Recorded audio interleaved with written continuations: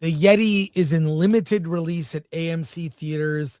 It's kind of an old school horror film. I wouldn't even call it a horror film. It's a monster movie about a Yeti and, oddly, a baby Yeti. Some explorers, they capture, uh, they go on this mission. And by the way, it's set in the 40s.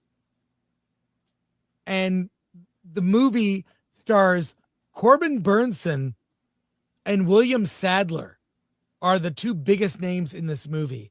And what I can say about it is it's very by the numbers, like monster film, where you barely see the monster, which actually, to its credit, is a good thing. It actually adds to the sense of fear. But it's this movie set in the 1940s. You've got like these very strong female characters that are acting totally modern. It's totally out of place. The main character being Ellie, who's out there. Uh, she's a person who deals with maps. She's a map expert. And you've got other people that are your different expert, your explosion expert, your communications expert. You've got ex-World War II veterans on this mission to save these people in a cabin that went missing.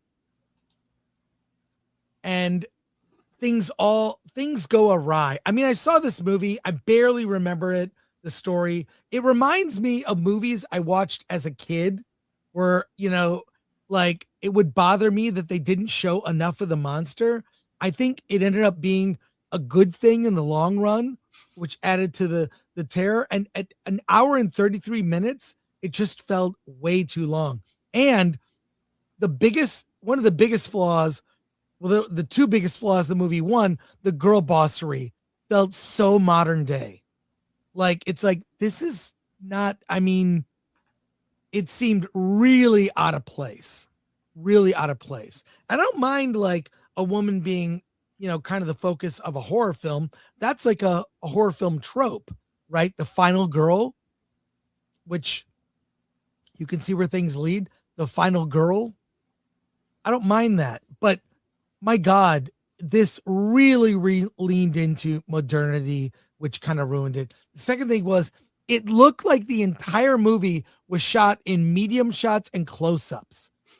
Why? They shot it on a soundstage with a big winter storm with fake snow. There's a scene where Ellie's like on the ground and in the snow and struggling, and it's clearly like, what do they spray paint cornflakes? That's how they make it. I mean, there were aspects I can see what they were going for.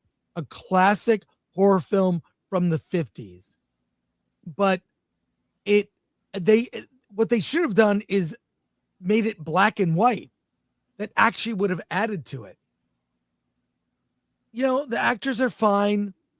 The score I thought really added to it, but at the end of the day, I was really disappointed. It shows you why you can't recapture that era, because it was really going for old school 1950s horror, and it just missed the mark for me. So I can't recommend the Yeti.